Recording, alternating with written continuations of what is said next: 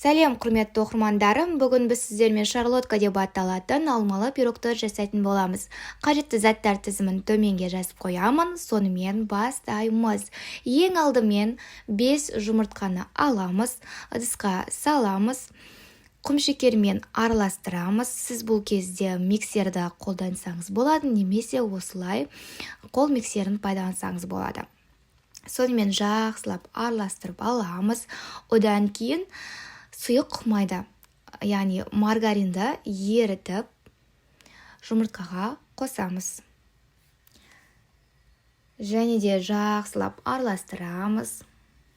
Және де 1 шай қасық қопсытқышымызда салып аламыз. Одан соң және артынан ұнды қосып, тоқтаусыз, үздіксіз араластырамыз.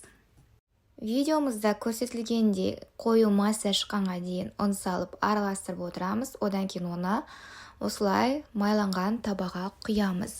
Оның үстіне туралып, дайындалып қойған алмамызды біркелкі етіп орналастырып шығамыз.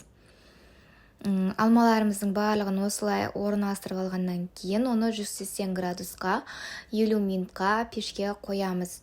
Осымен біздің шарлоттамыз дайын. Барлықтарыңызға ас болсын. Видео ұнаса лайк басып, каналыма тіркелуді ұмытпаңыздар.